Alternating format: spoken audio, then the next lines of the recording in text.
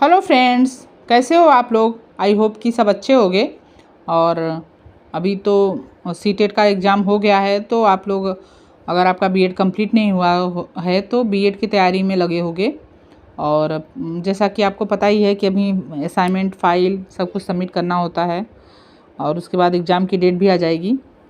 तो काफ़ी मैंने एक गांधी जी की नई तालीम पे जो है एक शॉर्ट क्वेश्चन आंसर वाले एक वीडियो बनाया था। उस पर काफ़ी अच्छा रिस्पांस मिला है और धन्यवाद, आप लोगों ने उसको बहुत पसंद किया। और कुछ लोगों के उसमें क्वेरीज थी कि मतलब इसका मुझे कंटेंट कहाँ मिलेगा, इसके टॉपिक्स कैसे मिलेंगे। तो मैं कोशिश कर रही हूँ कि आप लोगों को कंटेंट दिला पाऊँ उसी सीरीज़ में। आज मैं गांधी जी का मॉडल ही लेके आई हूँ। गांधी जी का मॉडल क्या था, नई तालीम का मतलब क्या था, उसमें क्या क्या था, क्या डिफरेंट था बाकी उससे, उसी पे लेके आई हूँ। पहला मेरा टॉपिक है।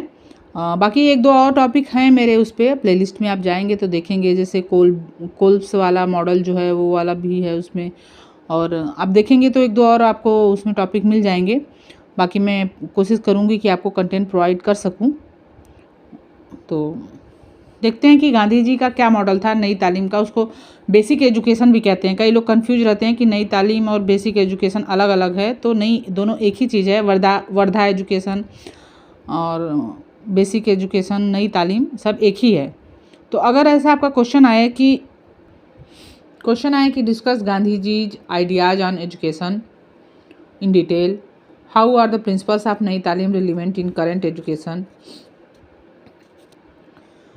Gandhi ji on aims of education, fundamental principle of Gandhi Ji's ideas on education, Gandhi ji on teaching methods, जैसे कोई भी क्वेश्चन आए, प्रिंसिपल्स, डेवलपमेंट, तो आप जो है क्या लिखेंगे और उसमें क्या क्या आता है वो उस पर हम आज डिस्कस करते हैं। ठीक है। सबसे पहले आपने पढ़ा होगा या नहीं भी पढ़ा है तो कोई बात नहीं, कि गांधी जी का बेसिक आइडिया क्या था। उनका आइडिया था कि जो है बच्चा जो एजुकेशन प्राप्त करे वो सिर्फ किताबी शिक्षा ना हो, लिटरेसी के लिए ही बस ना पढ़े, वो उसका फ्यूचर में अपनी अर्निंग के लिए भी यूज हो सके। इसलिए कम से कम एक क्राफ्ट का उसमें सब्जेक्ट ज़रूर होना चाहिए, और उस क्राफ्ट को बच्चे जो है स्कूल टाइम में ही आसपास के लगने वाले हाट या मेलों में ले जाके वीकेंड में या जैसे भी है वहाँ जाके उसको बेच सकें और अपनी खुद की अर्निंग कर सकें, ताकि शुरुआत से ही उनमें अर्निंग की कैपेसिटी रहे, कैपेबिलिटी रहे, जिज्ञासा रहे कि हाँ हमें अपना कमाई खुद करना है, इंडिपेंडेंट रहें और दूसरे पे निर्भर ना रहें। ठीक है। तो गांधी जी की एजुकेशन को सबसे पहले 4 लेवल में बांटा गया था। पहला प्री बेसिक एजुकेशन, जो कि 7 साल से नीचे वाले बच्चों का था। उसके बाद बेसिक एजुकेशन था, जो कि 7 से 14 साल के बच्चों का होता है। बेसिक एजुकेशन जो है इन्हीं के लिए स्पेशली था कि 7 से 14 साल का कोई बच्चा जो है वो अशिक्षित ना रहे, उसको शिक्षा मिले और रोजगार परक शिक्षा मिले। जैसा कि आजकल रोज़गार के लिए बहुत ही दिक्कत है, आप लोग देख रहे हो कि काफ़ी पढ़े लिखे लोग भी बेरोज़गार हैं और रोज़गार के अवसर बहुत कम होते जा रहे हैं। तो उनका शुरू से ही था कि जो है रोज़गार के अवसर बच्चों को शुरू से ही मुहैया कराए जाएं और वो शुरू से ही उसमें पारंगत होते रहें, ताकि बाद में उन्हें कोई दिक्कत ना हो। फिर पोस्ट बेसिक एजुकेशन जो है 15 से 18 साल के लोगों के लिए था, और एडल्ट, उसके बाद उनका एडल्ट स्कूल भी था, जो कि 18 साल से ऊपर के बच्चों का था। बच्चों का क्या है, कहिए कि बड़े लोगों का था ये एडल्ट का। जैसे कि बच्चों के पेरेंट्स अगर अशिक्षित हैं तो उन्हें शिक्षा का कोई महत्व ही नहीं होगा। उन्हें लगेगा कि जो है बच्चे को शिक्षित क्यों करना है, वो शुरू से ही अपना काम में लग जाए, अर्निंग होगी कुछ, और उसके साथ ही साथ जब काम ही करना है तो पढ़ाई क्यों ज़रूरी है। तो बड़ों को भी शिक्षा का महत्व पता होना चाहिए। महत्व तभी पता होगा जब वो खुद शिक्षित होंगे। ठीक है। तो आई होप इतना आपको समझ में आया होगा। उसके बाद development of basic education in free India. पहले था कि गांधी जी ने जब ये स्टार्ट किया था तो उस समय जो है एजुकेशन के बारे में किसी को ज़्यादा पता नहीं था, और जो है लोग इस एजुकेशन का महत्व नहीं जानते थे और सोचते थे कि ये टाइम वेस्ट है एक तरह से। तो जब हमारा फ्रीडम हमें मिल गया 1947 में, तो लोगों को जो है बेसिक एजुकेशन के बारे में जो है बताया गया, उनको समझाने के लिए उसी पे फोकस किया गया और बेसिक एजुकेशन को ही जो है वो मेन एजुकेशन के उसमें लिया गया कि बेसिक बुनियादी शिक्षा बहुत ज़रूरी है हमें। उसके लिए डिफरेंट स्कीम्स लाए गए हैं, जैसे कि कुछ रिकमेंडेशंस हुए, जैसे कि स्टेट गवर्नमेंट को ही स्कूल वगैरह इनिशिएट करना चाहिए, उसका हस्तक्षेप किसी भी राज्य की शिक्षा में राज्य सरकार का ही हस्तक्षेप होना चाहिए। केंद्र सरकार तो कई नियम पारित कर देते हैं, लेकिन हर स्टेट की अपनी बुनियादी आवश्यकताएं होती हैं, बुनियादी उनकी ज़रूरतें होती हैं और सबका ढांचा अलग होता है। जैसे हमारे देश में आप अगर अलग अलग प्रांतों में देखेंगे तो सभी प्रांत की अपने अलग अलग ज़रूरतें होती हैं, वहाँ की शिक्षा का अलग है। जैसे मदर टंग ही कई, अभी आप साउथ में चले जाएंगे, हमारे यहाँ ही तमिलनाडु वगैरह में, कर्नाटका वगैरह में, तो सबकी अपनी लैंग्वेज अलग है। तो ऐसा नहीं कि आपने कोई एक लैंग्वेज पास कर दिया कि इसी लैंग्वेज में एजुकेशन हो तो सबको समझ में आ जाएगा। इसलिए मदर टंग में बच्चे को जो है शिक्षा दी जाए, बेसिक एजुकेशन का ही एक वो था पॉइंट, मदर टंग ज़रूरी है। और प्लस बच्चे को जो है जैसे अगर उसने 7 से 14 साल का प्राइमरी एजुकेशन कंप्लीट कर लिया तो ऐसा नहीं है कि वो जो है पढ़ाई छोड़ दे, उसको हाई स्कूल भी आगे भी पढ़ने की वो ज़रूरत पड़नी चाहिए। क्राफ्टमैन को जो है अलग क्राफ्टमैन जो है टीचर अलग अपॉइंट होने चाहिए जो कि उसमें पारंगत हों। ऐसा नहीं कि कोई भी क्राफ्टमैन बन के आ जाए और कुछ भी सिखा दे, ऐसे नहीं होगा। तो एक क्राफ्टमैन को अलग होना चाहिए। तो ऐसे ही उन्होंने काफ़ी रिकमेंडेशंस ले आई कि जो है स्कूलों को हाई स्कूल में कन्वर्ट किया जाए, उसके बाद कॉलेजों में भी जाने के लिए बच्चों को जागरूक किया जाए और कॉलेजों में सुविधा भी दी जाए। इस तरह के उन्होंने रिकमेंडेशन ले आए ताकि जो हम लोग हैं अपनी एजुकेशन के बारे में समझ सकें। उसके बाद हम देखते हैं कि नई तालीम के एम क्या क्या थे, उद्देश्य क्या था। पहला तो इकोनॉमिक एम कि भाई आप पढ़े लिखे रहोगे, आपके पास कोई रोजगार परक पढ़ाई है, तो आपके पास स्किल है, कौशल है, तो आप अपनी अर्थव्यवस्था अच्छी कर सकते हो।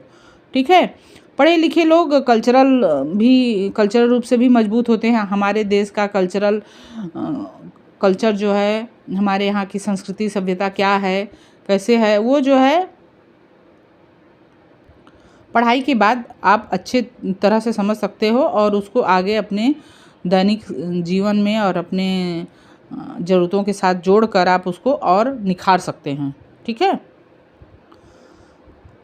गांधी जी ने बोला कि अगर जैसे हम अपने पूर्वजों के कल्चर को लेके शर्मिंदा महसूस करें, उसको इग्नोर करने लगें तो हमारा कल्चर ही ख़त्म हो जाएगा। जैसे अभी है कि जैसे हम लोग अब अपने पुराने कल्चर को इग्नोर कर रहे हैं, जैसे कुर्ता धोती वगैरह पहनना हमारी सभ्यता के उसमें नहीं जा रहा है, तो धीरे धीरे वो सिस्टम ही ख़त्म होता जाएगा और हमारे आगे की जनरेशन भूल ही जाएगी कि हमारी ये सभ्यता में था।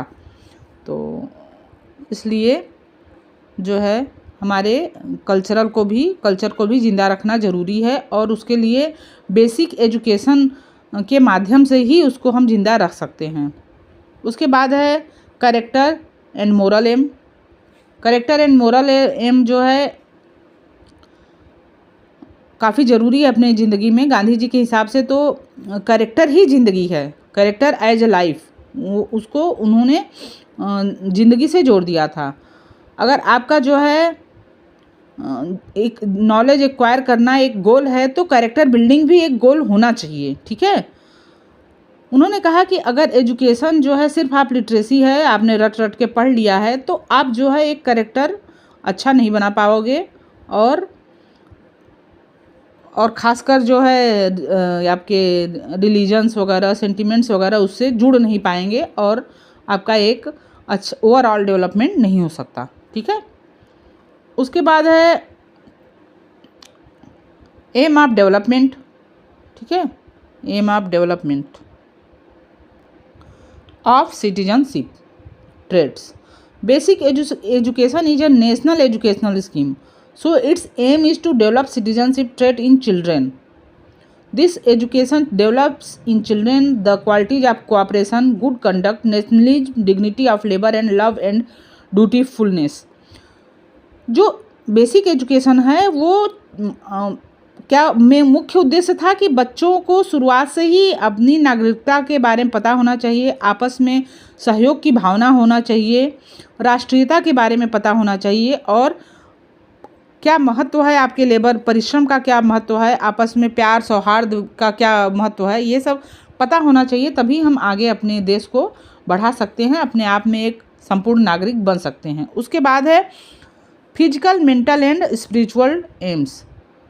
तो गांधी जी के हिसाब से या सभी के उसमें कि जो ऑलराउंड डेवलपमेंट है, किसी भी व्यक्ति का ऑलराउंड डेवलपमेंट होना बहुत ज़रूरी है और वो शिक्षा के द्वारा ही हो सकता है। आपका फिजिकल, मेंटल, स्पिरिचुअल, ये तीनों फैकल्टी जो है बचपन से ही उसको डेवलप करने के लिए हमें बच्चे पर फोकस करना चाहिए और शुरू से ही बच्चे को ऑलराउंड डेवलपमेंट के लिए प्रोत्साहित करना चाहिए। अगर आप बच्चे से फिजिकल वर्क, भौतिक कार्य नहीं कराओगे तो बच्चा आगे जाके भौतिक कार्य करने में अपने आप को शर्मिंदा महसूस करेगा और वो नहीं करना चाहेगा। तो शुरू से ही बच्चे को भौतिक काम, बौद्धिक काम और स्पिरिचुअल जो आपकी श्रद्धा भाव है, अपने धर्म में आस्था है, ये सब शुरू से ही उसमें आदत डालेंगे तो बाद में भी वो इस काम को करने में हतोत्साहित नहीं होगा, शर्मिंदा नहीं होगा और उसका ओवरऑल डेवलपमेंट होगा। गांधी जी जो है सर्वधर्म मानते थे और वो सर्वोदय सोसाइटी के इस्टेब्लिशमेंट के लिए काम करते थे। वो सभी धर्मों में उनका विश्वास था। वो उनके हिसाब से सभी धर्मों का सम्मान होना चाहिए और किसी एक खास धर्म के प्रति ऐसा कुछ नहीं होना चाहिए। तो सभी हम लोगों को सभी धर्मों को सम्मान की दृष्टि से देखना चाहिए। ठीक है, उसके बाद हम आ जाते हैं प्रिंसिपल्स ऑफ नई तालीम। नई तालीम के मुख्य प्रिंसिपल क्या थे? पहला तो उसका था कंपलसरी एंड फ्री एजुकेशन। 7 से 14 साल के बच्चों के लिए एजुकेशन कंपलसरी हो और फ्री हो, तभी तो बच्चे, क्योंकि हमारे देश में उस समय गरीबी बहुत थी और शिक्षा का महत्व भी लोगों को नहीं पता था, तो फीस दे के शिक्षित करने में तो लोग और भी कम इंटरेस्टेड रहते। फ्री एजुकेशन के नाम पे हो सकता है कि लोग अपने बच्चों को पढ़ाना चाहते और आगे बढ़ाने के लिए उत्सुक रहते, इसलिए उन्होंने कंपलसरी और फ्री एजुकेशन कर दिया। दूसरी बात, एजुकेशन बाय क्राफ्ट पे उन्होंने काफ़ी फोकस किया था और उन्होंने बोला था सिर्फ लिटरेसी के लिए जो है पढ़ना कोई पढ़ाई नहीं है। जो है बच्चे को क्राफ्ट की एक न कोई एक क्राफ्ट जो है उसको ज़रूर सीखना चाहिए जो उसके आगे भी काम आए और आगे फ्यूचर में उसको रोज़गार दिलाए। ठीक है, उसके बाद सेल्फ सपोर्टिंग एजुकेशन, ऐसी एजुकेशन जो उसको सेल्फ सपोर्ट करे पैसे के लिए। ऐसा ना हो कि शुरुआत में जो उसका कैपिटल लग रहा है बाद में किसी काम का ना रहे और वो रहे कि पढ़ाई बेकार हो गई, इतना पैसा भी बर्बाद हुआ। ठीक है, उसके बाद है फोर्थ है mother tongue as medium of instruction. Gandhi ji ने बोला कि बच्चा जो जिस मदर टंग में वो काम कर रहा है, मातृभाषा जो है उसकी शुरू से बचपन से उसमें है, उसी में अगर उसको शिक्षित किया जाए तो उस शिक्षा का उस पर व्यापक असर पड़ेगा और वो ईजिली उसको ग्रैस्प करेगा, उसको इजीली सीख सकता है, उसको कोई ज़्यादा दिक्कत नहीं होगी तो वो भागेगा नहीं चीज़ों से, वो उसको इजीली पढ़ना चाहेगा प्राकृतिक रूप से और चीज़ों को आपस में सामंजस्य करके देखना चाहेगा।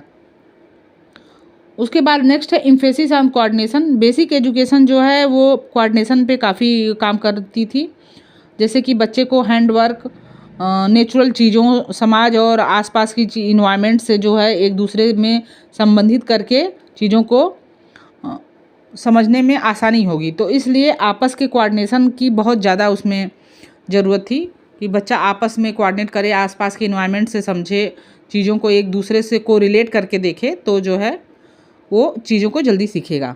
नेक्स्ट है एम्फेसिस ऑन कोऑर्डिनेशन, ये तो हो गया ना।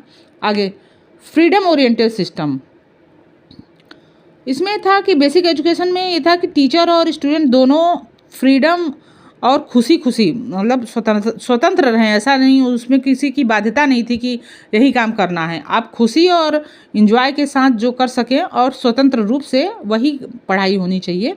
बच्चे पे कोई प्रेशर नहीं था कि तुम यही क्राफ्ट लो, तुम्हें जो पसंद हो जिसमें तुम्हारा इंटरेस्ट हो वही क्राफ्ट करो।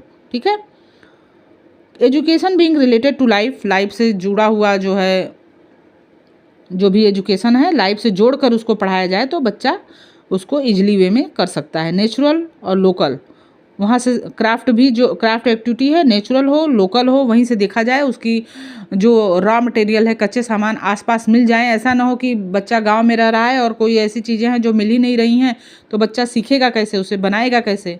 तो चीज़ें जो है इजीली अवेलेबल हों, आसपास के मार्केटों से मिल जाएं, लोकल हों और बहुत उसमें इन्वेस्टमेंट ना हो। इम्पोर्टेंस टू फिजिकल वर्क, भौतिक कार्यों के, जैसे आजकल बच्चे पढ़ाई के अलावा दूसरा काम नहीं करना चाहते, तो ऐसा ना हो। भौतिक कार्यों में बच्चा इंटरेस्टेड रहे, उसको करने से उसको हीन भावना न लगे कि अरे ये काम मैं कैसे करूँगा, ये ऐसे, ये सब ना सोचे वो, ठीक है। उसके बाद है नॉन वायलेंस। गांधी जी का तो मतलब अहिंसा का उनका शुरू से ही था कि जो है जो भी काम हो वो नॉन वायलेंस से हो, वायलेंस की ज़रूरत नहीं है, काम आसानी से हो सकता है, तो उनका एजुकेशन में भी नॉन वायलेंस ही था। तो आई होप आपको इतना समझ में आया होगा। नेक्स्ट आ जाते हैं कैरेक्टरिस्टिक्स ऑफ नई तालीम। पहली कैरेक्टरिस्टिक थी child as focus of education. जो एजुकेशन का फोकस था वो चाइल्ड पे था, मतलब कि चाइल्ड सेंटर्ड होना चाहिए। जैसे बीच में अभी हो गया था कि एजुकेशन जो था टीचर सेंटर था, टीचर जो है अपना व्याख्यान दे देते थे और बच्चे को समझ में आया या नहीं आया उससे कोई मतलब नहीं है, टीचर ने पढ़ाया आपको पढ़ना है। लेकिन उनका बेसिक एजुकेशन में था कि नहीं नहीं, बच्चे को ही सेंटर करके देखना है, बच्चे को क्या समझ में आ सकता है, कैसे बच्चा पढ़ सकता है, बच्चे को किस लेवल तक जाके पढ़ाया जा सकता है, उसको आसपास की चीज़ों से जोड़ के कैसे उसको जो है आसपास का इन्वायरमेंट कैसे उसको प्रभावित कर रहा है, उस चीज़ों को देख के अपना एजुकेशन उस अकॉर्डिंग हम ले आएँ और बच्चा आसानी से समझ सके, ठीक है। नेक्स्ट है एक्टिविटी ओरिएंटेड एजुकेशन। बच्चे को एक्टिविटी बेस्ड पढ़ाई कराएं, कि किसी चीज़ में इन्वॉल्व करें, उसको एक्टिविटी करवाएं, तो वो ज़्यादा आसानी से समझ सकता है और उसका लॉन्ग टाइम तक वो मेमोरी रिटेन रहेगा, उसमें जुड़ा रहेगा, क्योंकि वो एक्टिविटी करके समझा है, तो खुद समझा है, वो एक्सपीरियंस किया है, तो वो जल्दी भूलेगा नहीं। रटा हुआ चीज़ बच्चा भूल जाता है, तो रटवाना नहीं है, एक्टिविटी ओरिएंटेड एजुकेशन करना है। Useful in economic view point, मतलब कि आपके इकोनॉमिक पॉइंट से वो यूजफुल हो, जैसे क्राफ्ट वगैरह का है, उसने सीखा, बाज़ार में उसको बेचा, तो समझ गया कि इसको बाज़ार में बेच के हम कमा भी सकते हैं और आगे भी हमारे रोज़गार के लिए उपयोगी है। Knowledge as a coordinated and complete unit, आपके आसपास के एनवायरनमेंट से सीख रहा है, क्राफ्ट बेसिक एजुकेशन ले रहा है, क्राफ्ट बनाने से ले रहा है, तो एक दूसरे को कोऑर्डिनेट हो रहा है उसमें, और उसमें जो है लोगों को रोज़गार भी मिल रहा है। जैसे चीज़ें इकट्ठा करके हमने हाट मेले में लगाया, तो जो है वहाँ बेचने वालों को भी उसमें कुछ फ़ायदा हुआ। उसके बाद है नॉलेज, ये तो आपका हो गया knowledge as a coordinated and complete unit. Development of all round personality, all round development होना चाहिए बच्चे का, पढ़ाई के साथ साथ ही spiritual, physical, mental, social, moral, इस सभी तरफ से उसको हम सक्षम बना सकें, बच्चा जो है मजबूत बने, ठीक है। उसके बाद psychology in education, psychology is the basis of basic education. जो बेसिक एजुकेशन का बेसिस है वो साइकोलॉजी ही है। बच्चे का आप मनोविज्ञान नहीं समझेंगे, बच्चा का क्या चाह रहा है, बच्चा कहाँ से कोऑर्डिनेट हो रहा है, किस तरह से इफेक्टेड हो रहा है, अगर वो सब आपने नहीं समझा तो आप बच्चे को एजुकेशन नहीं दे सकते हैं। तो एजुकेशन में पहले साइकोलॉजी का इन्वॉल्वमेंट ज़रूरी है, बच्चे का रुझान की तरफ है, बच्चा क्या करना चाह रहा है, वो देखने के बाद ही आप उसको प्रॉपर एजुकेशन, प्रॉपर गाइड कर सकते हैं। उसके बाद डेवलपमेंट ऑफ सोशल स्पिरिट, सामाजिक, बच्चा जो है मनुष्य सामाजिक प्राणी है, तो बच्चे को शुरू से ही सामाजिक व्यवस्था में अगर हम जुड़ाव करेंगे तो आगे भी वो समाज से जुड़ा रहेगा और वो कटेगा नहीं, लोगों से जो है खुशी खुशी मिलेगा और जो है वो आगे भी वैसे ही सोशल बना रहेगा, ठीक है।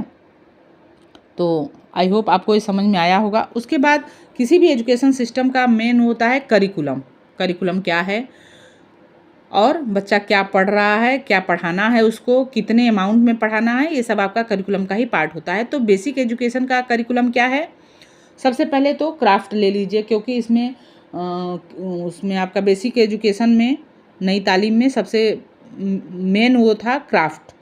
तो क्राफ्ट में उन्होंने कई दिया था, जैसे एग्रीकल्चर से रिलेटेड, नीटिंग स्टिचिंग सिलाई बुनाई वाला, वुड वर्क लकड़ी वाला वर्क, क्ले वर्क मिट्टी का काम, और लेदर वर्क चमड़े वाला, बुक क्राफ्ट फिशरी किताबों से जो आप क्राफ्ट बनाते हैं कागज़ वगैरह से, फिशरी यानी मछली पालन वगैरह, फ्रूट वेजिटेबल और ऑर्कार्ड वर्क, ये सब फल सब्जी वाला काम, home science for girls, girls के लिए होम साइंस उन्होंने किया था। और जो भी आसपास के related local related geographical system से रिलेटेड वर्क हैं, जैसे मास्क मेकिंग, ये सब हो हैं, उस जो भी हो सके वो क्राफ्ट, इसमें से कोई भी एक क्राफ्ट जरूर लेना है। आप अपने स्टेट और अपने आसपास के माहौल को देख के एक क्राफ्ट चूज कर सकते हैं। दूसरा था मदर टंग। मदर टंग में एजुकेशन होना चाहिए, पहले ही बता चुके हैं। उसके बाद मैथमेटिक्स कंपलसरी था जीवन में, कैलकुलेशन वगैरह के लिए चीज़ें आप खरीदने जाओगे तो आप अगर जोड़ घटाना नहीं कर पा रहे हो तो ये सब बेसिक मैथ है, और आगे भी मैथमेटिक्स काफ़ी इंपॉर्टेंट है। फिर सोशल स्टडीज़ में आपका हिस्ट्री, ज्योग्राफी, सिविक्स, ये सब अपने देश का भौतिक क्या वो है और समाज में क्या हो रहा है, ये सब जानना ज़रूरी है। आपके इतिहास में क्या हुआ, ये सब भी जानना ज़रूरी है। उसके बाद नेक्स्ट है जनरल साइंस। जनरल साइंस में क्या आएगा? Nature study, botany, zoology, chemistry, geology, physics, astronomy, ये सब आता है, ठीक है। फिर आर्ट है, म्यूजिक और ड्राइंग है। हिंदी, अगर आपकी मदर टंग नहीं है तो हिंदी को भी उसमें रखना है। फिर फिजिकल एजुकेशन, जिसमें आपका क्लीननेस और हाइजीन है, एक्सरसाइज है, गेम्स है, ये सब इसके करिकुलम थे बेसिक एजुकेशन के, ठीक है। इसमें आपको ये इंक्लूड करना था। उसके बाद इन्होंने क्या दिया था? टाइम टेबल दिया था बेसिक स्कूल का। उसमें उन्होंने बेसिक क्राफ्ट को 3 घंटे टाइम दिया था, 3 घंटे 20 मिनट का टाइम था बेसिक क्राफ्ट का। मदर टंग का टाइम 40 मिनट, म्यूजिक ड्राइंग का 40 मिनट, सोशल साइंस और जनरल साइंस का 30 मिनट, फिजिकल एजुकेशन के लिए 10 मिनट और रेसेस 10 मिनट। टोटल टाइम 5 घंटे 30 मिनट का स्कूल होना चाहिए, ठीक है। तो ऐसा करके उन्होंने अपना बेसिक एजुकेशन दे दिया था। लेकिन ये इसमें कई बार जो हुआ कि जो है ये समझ में आया कि इसका सबसे मेन ड्रॉबैक था कि क्राफ्ट को बहुत ज़्यादा टाइम दे रहे हैं, और ऐसा लग रहा था कि बहुत जल्दबाजी में इसको चालू कर दिया गया। तो ड्रॉबैक यही हो गया, और चीज़ें जैसी पेपर में थी वैसे रियल में नहीं हो पाई। लेकिन फिर भी एक काफ़ी अच्छा इन्होंने एक ढांचा दिया था, मॉडल दिया था एजुकेशन का। तो ये है आपका बेसिक क्राफ्ट। आई होप कि आपको आज का वीडियो समझ में आया होगा और आपके यूज का होगा। आगे भी मैं और भी कंटेंट लेके आती रहूँगी। अगर आपको पसंद आया हो तो लाइक ज़रूर करिए। चैनल को सब्सक्राइब नहीं किया है तो सब्सक्राइब कर लीजिए, और जो भी आपको समझ में नहीं आया है वो मैसेज करिएगा। मैं और भी कंटेंट लेके आती रहूँगी। तब तक के लिए राधे राधे।